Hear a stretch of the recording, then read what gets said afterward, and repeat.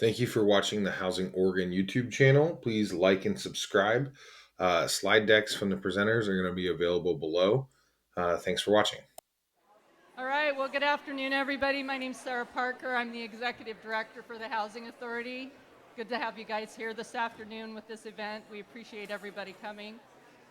I've been in the housing industry for 15 years now, and I've kind of started at the very beginning and have worked my way up and have seen a lot of changes over the last 15 years, and it's really exciting to see the direction that we're finally starting to move. It's taken a long time for us to get here and to have these conversations, but it is super exciting that we are having them. We are going to be shifting gears these next two sessions, so we're going to be diving a little bit deeper into the specific aspects of unique components of the affordable housing and homeless services continuum. So I know a lot of you, like me, we hear build, build, build. Well, what about the stuff that we already have? So this session came about of talking why this session, why now?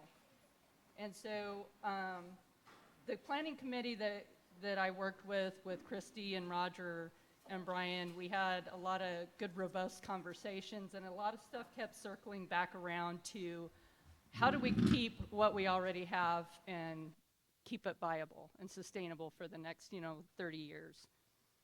And we felt preservation is a critical component of the affordable housing mix, which there is not enough of in Northeast Oregon. Currently, there are a limited number of recent preservation projects in Northeast Oregon that we can actually learn from. So a lot of us in this industry were new executive directors or, shifting positions in different fields, and we haven't been able to see this actually be done. So I have several in my own organization that need, they're in deferred maintenance, to not have a better word for them, but yet they haven't met their timeline to go into a complete rehab. So there's no funds out there for this, and when we start looking at where those funds are, it's like, yeah, they're available, but it's like, really, are they? So as we go into this, thousands of regulated affordable housing units are at risk of being lost and converting to market rate rentals as the 30-year LIHTC protections expire in the coming years. The panelists that we have here are going to be discussing resources, strategies for preserving existing housing units for future generation. They're going to be talking about what is the state's preservation strategy, what is involved in a basic preservation project, and what public resources exist for the preservation projects. So with that, I would like to take the time and have this panel introduce themselves. Renee? Can you hear me? Okay. My name is Renee Robinson. I am with the U.S. Department of Agriculture and Rural Development.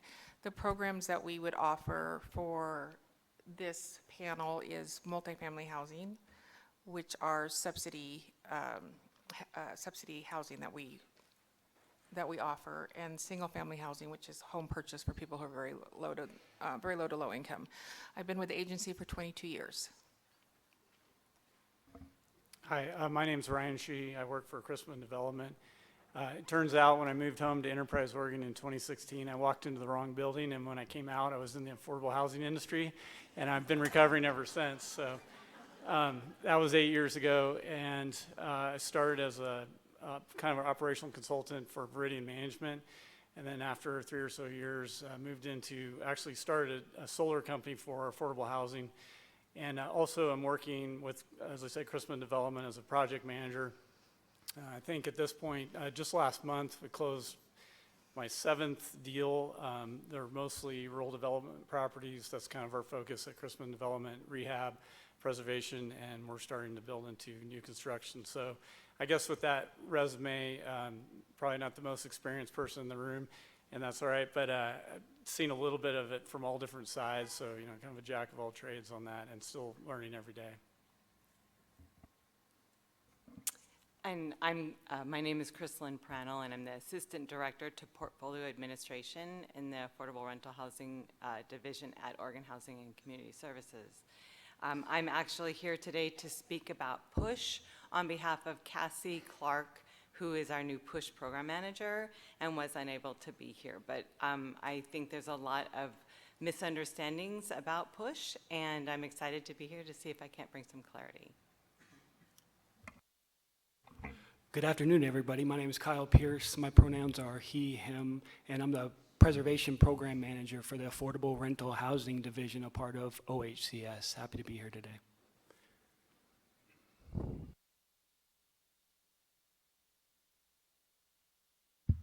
All right, thank you, guys.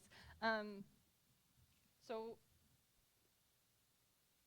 Chrislyn, do you want to start us off with do you want to start Kyle off? Yeah, I can go ahead and start. All right.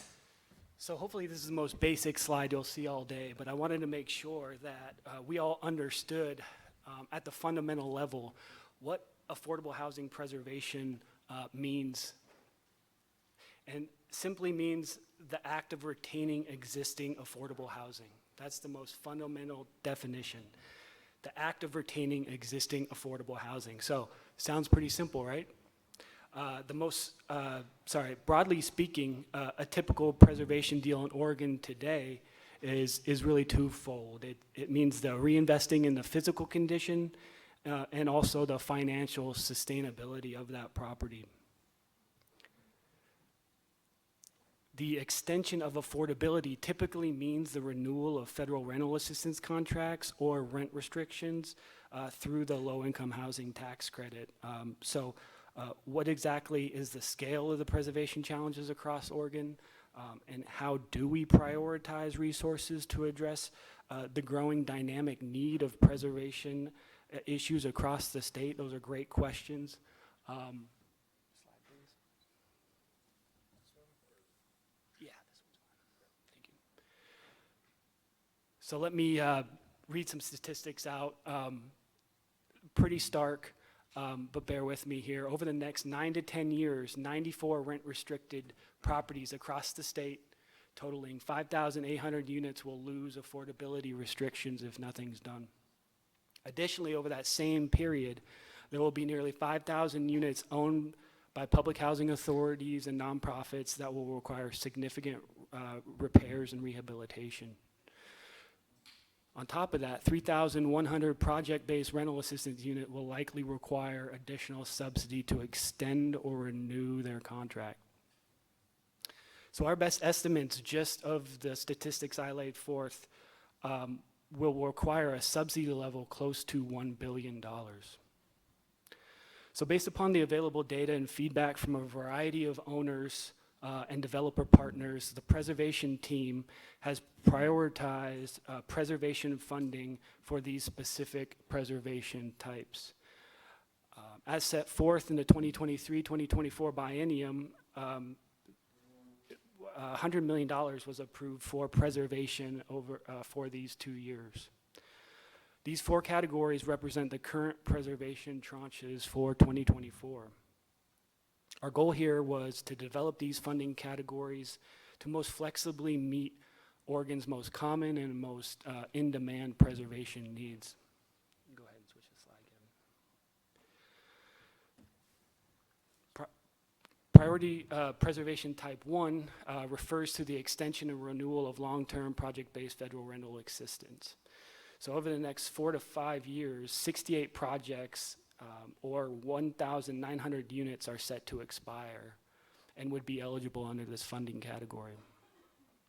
Projecting even further out, speaking of the same funding category and projects eligible therein, 47 projects totaling 1,255 units are set to expire. Affordable rental restricted properties at risk of loss due to physical or financial challenges is another major focus of our preservation efforts. Our intent here is to work with partners to identify and develop specific plans to resolve challenges with the greatest negative impact on tenants and, of course, our partner organizations. The Portfolio Stabilization Fund is our newest tranche, and it's a little bit more complicated, but basically, if your property or project is determined eligible for this tranche, it means your property is has urgent repair needs and operational costs that can't be addressed through existing reserves and cash flow, and the housing stability and health of the tenants is severely threatened. The mobile home park preservation, this category is dedicated to supporting the formation and operation of resident-owned cooperatives and to partner with nonprofits to acquire and improve mobile home parks across the state. Some preservation efforts expand functions. I don't necessarily oversee this portion of our preservation work, but we'll talk about this here in a second. One additional important flag for this slide is we have yet to exhaust these funds, so there's still $50 million to award across all priorities for 2024.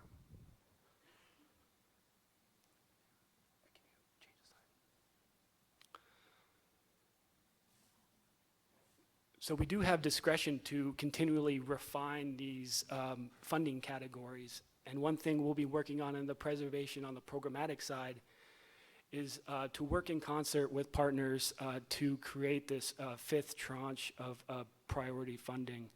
And this will prioritize affordable properties at risk of converting to market rate with a laser focus of LIHTC properties with tenants at risk of displacement. Our plan is to make this a category, a reality, and award associated funds sometime in 2025. Do we know how much? No, but we do know our partners in the legislature understand the importance of preservation and understand the importance of the low-income housing tax credit and how important that is to uphold that. So the point is, for this slide at least, please engage with us through this process. There is a variety of tools available online that we'll talk through, but I kind of see this on the programmatic side as a great opportunity and as a platform to initiate engagement more generally, but also hear your feedback around how we define this this funding category bucket.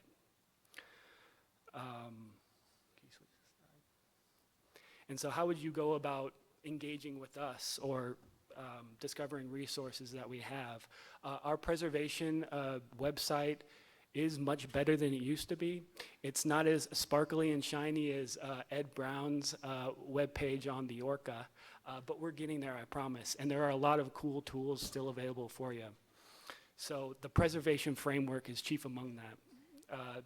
This is a guiding document that serves as a basis for research allocation decisions, capacity building efforts, equity and diversity and inclusion goals, and really promotes a clear agenda for addressing gaps in data, research, and lays out ideas for policy improvement goals specifically related to preservation. So I would encourage everybody to read the framework. Please also take a look at our preservation dashboard. Chrislyn will talk about this a little bit more in depth, but it's a great resource that shows total affordable housing units, units that have expired, units that are due to expire in the future, and helps really interested partners and us track and prioritize preservation funding as outlined in the framework. So as far as resources, I have included in my email for general preservation inquiries. As I mentioned before, we want to really engage around creating that fifth tranche, that fifth category of preservation funding. I am now hosting the Preservation Steering Committee, formerly headed by Rob Prash. And so hopefully we see this as an opportunity to engage with you, specifically around creating that fifth tranche, but more generally to talk about, what's happening in your neck of the woods. Currently, there's all sorts of stakeholders that participate on the steering committee, from developers, housing authorities, municipal leadership, senior leadership from all the housing authorities across the state. So we want you to get involved, and we want to hear from you. So if you email me, I can add you to the Preservation Steering Committee, and we can get started on seeing what that fifth tranche looks like if you're interested to participate. All the links in the slides are active, so please use this as a resource to learn more about preservation efforts in Oregon. to learn more about existing preservation challenges ahead and to learn how to stay engaged. If there's questions about the application process, the general app team email is there. I know Ed had a bunch of resources that you can locate in his slides as well that are more specific. As mentioned before, I don't directly handle the mobile home parks work, so I have listed Kate as a primary point of contact for mobile home parks, but anything else, please feel free to reach out via email. Thank you, good to meet you.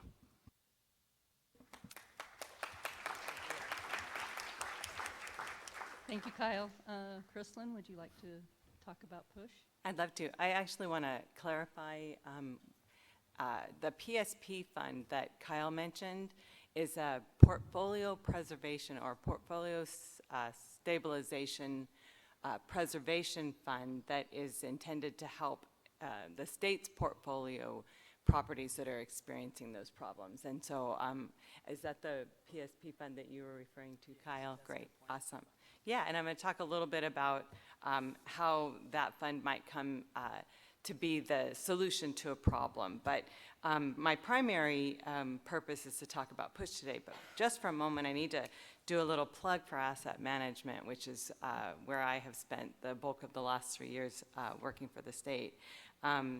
It may be helpful to know that every portfolio property has an assigned asset management team at the state, and that team performs annual risk assessments, as you can imagine, to evaluate the state's overall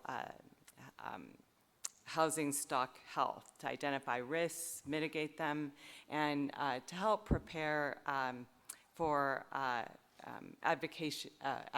policy advocation and refinement.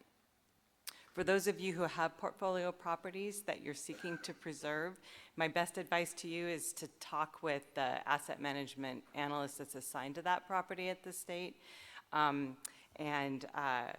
Because any property in the portfolio that comes through the system for consideration for additional resources is going to require that asset management include advocation for them as part of their eligibility process.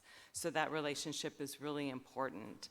And so I just want to say, get proactive, reach out, talk to your asset management team, and if you're not sure who that is, just get with me and I can help direct you. How about that PUSH program?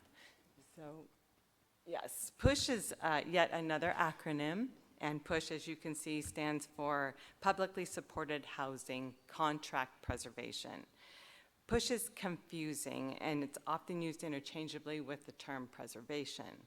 I hope that following the session, you're able to come away with a little better understanding of what PUSH is and what PUSH is not. Publicly supported preservation legislation was originally enacted in 2017 in an effort to help affordable rental housing properties that are reaching their expiration period when traditional pathways to prevent them from converting fall short. To be considered publicly supported, the properties must be multifamily rental, 5 units or more, and receive some sort of rental restriction through state, federal, or local municipalities, such as RD, HUD program-based assistance, and of course OHCS funded properties. In Oregon, for the 30-year expiration of a tax credit property, or what you heard earlier referred to as LIHTC, L-I-H-T-C, previously there was little or nothing that the state could do to prevent a property from converting from affordable rental to open market upon contract expiration. This legislation requires that OHCS begin to track and report expiration dates and to notify relevant public partners about those expiration periods and any intent to withdraw those properties from those affordability contracts. Slide 2, please. House Bill 2002 in 2017 established notice requirements, the right of purchase, and the right of first refusal, and required OHCS to create a statewide database. And that includes all the information about the publicly supported housing, as I referred to. But more on the data in just a moment. Slide 3. In 2019, that same House bill was amended to include notice requirements and extended the right of first refusal period to retroactively cover existing portfolio housing. Next slide. House Bill 2095 in 2021 expanded the notice requirements to include tenants, requiring a 12-month notice. But with this legislation, failure to provide the notice would extend the affordability period by the amount of the time the notice was late. And most recently, slide 5, I think you're getting my mojo. Most recently, House Bill 3042 established a 3-year safe harbor period to protect residents from larger increases with the expiration of those affordability contracts. It also extended the tenant notice to a minimum of 20 months and included the prospective tenant as well. Also, it established the penalties for noncompliance with both the notices as well as the safe harbor period. But before I wrap all that up, I'd like to go back to the data. OHCS currently has 2 data sets that are available on their website. One of those, and this is slide 6, good deal. Slide 6, the OHI report, or the Oregon Affordable Housing Inventory Report. It was born from this legislation, and from that we developed a preservation dashboard that's referred to here as PUSH. The OHI report represents all multifamily funded properties, as you can see the list on the slide. And the preservation dashboard is limited to just those properties that are subject to the legislation described. Slide 7. So let's take a little closer look at the data. In Oregon, for example, the total number of properties that are earmarked to expire within the next 10 years is 189. Slide 8. Well, and specifically in the Northwest region, as I've defined, which doesn't seem to match anybody else's definition, is a total of 19. While that may not seem like a lot of properties, the impact to those numbers is actually better represented when you consider the number of the percentage as a percentage of the total rental stock. Slide 9. Yes. I think that's it. In Union County, 19 properties subject to PUSH represent 15% of the total rental stock. Similarly, in Malheur County, another 19 properties represent 15% of the total stock. However, within the next 10 years, 4% of the units in Union County will expire, but in Malheur County, that number is 30%. So that's it on the data. Thank you, Chrislyn. It's pretty staggering what we've got coming up out there and how many people that's going to be affecting in the future. Pretty scary. Ryan, do you want to talk about experience with preservation? I don't have any slides or presentation, but just from what we're seeing at Chrislyn Development and really to touch on the numbers they threw out about housing that potentially could be lost. So everyone in here is a fan of preservation, I'm sure, and the governor's office is pushing real hard for it too. But to preserve a property, what we're seeing is about $150 or $150,000 a unit. And our new construction running around $300,000, and those are just rough averages, and don't hold me to that. But you know, it's roughly double, right, to build new. And if you think about if you are building 3,000 new units a year and you're losing 3,000 units that weren't preserved, you're really at net zero, and you paid twice as much to get to zero. So I think that's like math that probably everyone understands, but for me, it really puts the exclamation point on preserve first, and then with bring the funding in for new construction after that. if you really want to put your money where your mouth is on housing. I wish my mentor, Shelley Colin, was here. She's been working on preserving housing in Oregon for probably since I was well, I won't say that. And she would grab the microphone and it would sound like a revival sermon in here about this. But I think that the other thing that might be happening, and this is maybe just anecdotal, but a lot of those smaller properties that are going into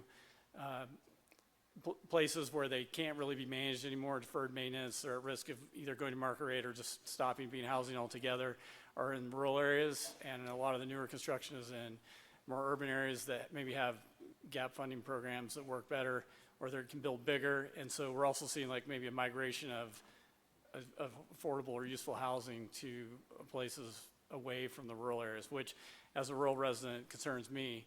And with the housing issues that the last panel talked about, I think we need to work hard to stop that. So that's just some information from what we're seeing. We work hard to preserve rural housing, and we would like to see more funding opportunities and programs supporting that.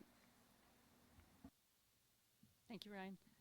Renee, was you going to do multifamily? Multifamily, we'll do multifamily. All right. Sounds So in Oregon, rural development has close to 400 apartment complexes that receive subsidized rent from the federal government.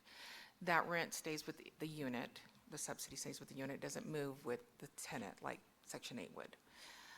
The idea is for these apartment complexes into preserving them and preserving the units is to offer the owners loans to rehabilitate their project, remodel, improve. And not every unit's going to be subsidized, but most of them will be. We will pay that rent, and then the owner can turn around and use that rent to pay back our loan. We have several that are going to be expiring in the next 10 years.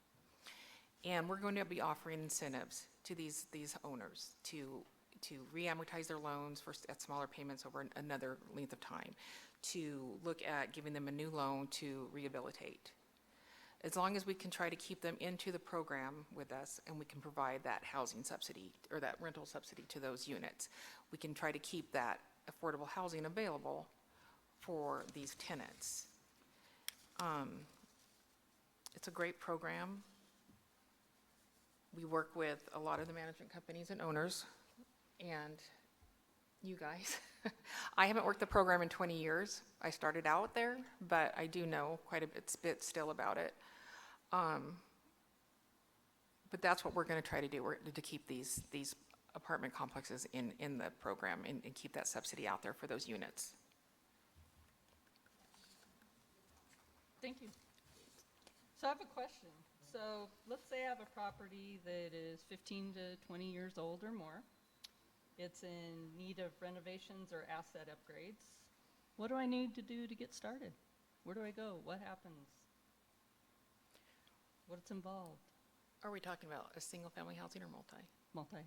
The preservation piece of it. Well, you can definitely contact our state office, their multifamily housing program up there, and they can get you on the road with the application process and with your needs and what's going to be needed. So we'll just contact the state office in Portland with the multifamily housing agency, and they will start the application process. And if it's not already in our program, then we're going to start the application process to help you get those rehabilitation dollars and get those units subsidized. Kyle, what about you? What do I need to do to get started with Oregon Housing? What is involved in moving a preservation project from concept to reality? And what can you tell us about the current state and federal programs on it? Yeah, I think I explored a lot of the preservation options through my slides, but if you all heard Ed Brown speak this morning about our new ORCA process, whether it's new construction or preservation, all pathways lead to one door, and that's the front door to the ORCA. And so the Oregon Centralized Application System. And so please reach out to my email again. Please reach out to Ed's staff. I think he left his information and his slides. We'll be happy to help. Perfect. The intake form, he says. Okay, Chrislyn, do you want to move us on what does it mean to be push? Oh, yeah. Okay. I'm just going to say, if we were talking about properties that were 15 to 20 years old, or I should say only 15 to 20 years old, this would be a totally different conversation with regard to preservation. So my history in learning about preservation came from the School of Hard Knocks, because I set out on a journey to rehab a Section 515 RD property, actually two of them, that were 30 and 40 years old. And the color schemes in those properties had actually come back into vogue. And so we tried to convince the tenants that orange countertops were cool still, but they weren't buying it. So, but honestly, that was a 7-year journey, and it may have been delayed by the fact that I had no development experience. I thought I was smart enough to figure out a few things, so I did actually apply for the RD NPR funds and was granted those, but the timing didn't work out. And so then I went at OHCS to see what funding I could find, and I'm really happy to say that those properties did get rehabbed and have been preserved. I'm super excited about that. Took a very long time, but I'm really excited about what's happening at OHCS right now with regard to the future of preservation. Our ORCA system, if that system had been in place for me at that time, I'm sure it wouldn't have been 7 years. Having access to the technical advisors and knowing that there's access to capacity building funds so you can get consultation, I had to find that the hard way. I literally was on people's floors saying, please, you have to help me with this. I'm not leaving. In fact, I think it was Rob. I was at NOAA going, got to help me with this. And then he directed me to somebody, and we ended up getting it done. But the point of that is that it needs to happen early. If we're talking about properties that are 15 to 20 years old, if they are behind the line of those that are 30 and 40 years old, it's still the right time to have those conversations. Asset management at OHCS wants to talk to you about preservation plans. We want to help understand what your needs are and see what we can do to help build that in advance. Yeah, so I did want to touch on one other thing. Yeah, no, I think I captured it with the technical advisor, so I could do your next question now. Ryan, did you have any comments about how to proceed through this? I'm in the School of Hard Knocks that you referred to right now, and it's quite a process if you haven't done it before. So it's years, really, even as fast, so don't feel too bad about 7. But really, the Oregon Housing and Community Services is a one-stop shop on this, and at least on how to do this in Oregon and to get the help and resources you need. And then if it's a rural development property, then obviously you've got a whole USDA team there. And everyone's going through reorganization right now, which will hopefully make things even easier. But it's still tough, and I think if you haven't done it before, to get started, you probably should get help from an existing consultant, a developer that knows how to do this. And if you want to sell the property, there are, I think OHCS has a list of people that develop that also are willing to buy as well, and that can help you. You can partner with them. So there's a lot of different ways, and a lot of people out there doing this that can help. I would definitely not recommend going it alone, because there's just a lot of things that don't make sense and are a little bit different every time. So having a veteran in your corner definitely helps. Awesome, thank you. Chrislyn, would you like to take us through the push? My question is, what does it mean to be a push-eligible property in the context of our efforts to preserve affordable housing, especially multifamily rental housing at risk of expiring LIHTC protections? I'm glad you asked that question. Although we refer to it as a push program, it's really not a program, it's a timeline. There we go. And it basically extends the period for which government can try to preserve the affordability of properties through new ownership. Such new ownership could be through a designee process, which is part of that list of developers and other interested parties, pretty much anybody who'd be willing to talk to us about it, that would like to be part of the designee process, local government such as housing authorities, or even for-profit or nonprofit purchasers. The timeline involves a series of notices from owners of restricted properties that are faced with expiring contracts about their intentions.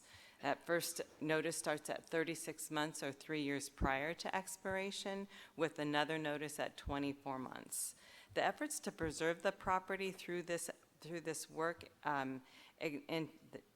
for properties that intend to withdraw from the affordability contracts, it continues until the property is either preserved or up to 24 months beyond expiration through the right of first refusal process. While PUSH intends to preserve affordable rental properties through new ownership, it is not a resource. It is a timeline and gives us tools to extend the opportunities to try to get new ownership and preserve that affordability of that property for our tenants. Thank you. Do we have time? Do you want me to do another question? Do you want audience questions? What would you like? All right. Who out there has some questions for these guys? Got this one right here. She's running. Hello, my question is, the money that you are using to repair these homes, is that grant money or is it a loan to the homeowner for preservation? For the federal government, that's going to be loan money. It's there, as far as I know, there's no grant money available for something like that. But it's, you know, we're providing the funds for the rehabilitation, and then we're providing the payment for the rent that when they rent those units out, and then they have funds to maintain the properties, which we hope they always do, and then make payments on their loan. Yeah, on the affordable rental housing side, it's a loan. So we're in the middle pulling it all together, and it's just like a layered cake. You have a loan typically, usually some grant funding, and then incentives and rebates and all kinds of stuff like that. So I think the project I'm working on right now has funding from 5 different sources, and that's really just a simple one. If you make it a LIHTC project as well, you're getting a tax credit investor, and that's the development work, is pulling all that together, and you often don't even know how it's going to start. So what we're doing is we have a pipeline of potential projects and kind of get them. I think people mentioned earlier scattered site, where we're lashing together a 20, a 40, and another 23 sites to make one project to get the scale up. And then you're looking for anchor funding, probably an award from Oregon Housing of tax credits or something like that. And then you just start stacking stuff on until you actually have enough to cover the scope of what you need to get done.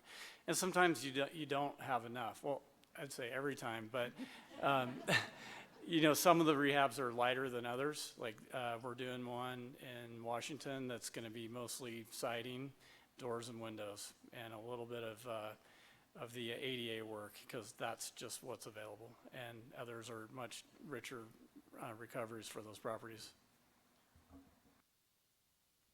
Perfect. Any more questions out there? Go ahead. Oh. Go ahead. Yeah, I was going to say, run that way real quick. She had her hand up first. Then we'll come back to you, I promise. Ladies first. Oh, no. You get one more. Thanks. Thanks. I'm Kathleen with Senator Wyden's office, so I cover a bunch of your counties. So on the PUSH program, it's like the, you know, kind of right of first refusal. Is there some kind of limit in terms of how much the property owner can charge for the property? Like, can they make it like 500% of whatever? That's a great question. The first right of refusal, up until 2023, would only come when someone had made an offer to purchase the property and the owner either declined it, ignored it, shredded it, but didn't accept the offer. And then that opened up the opportunity for that buyer to file a first right of refusal, which gave them the right to match any subsequent offer that came to that owner over the next 2-year period.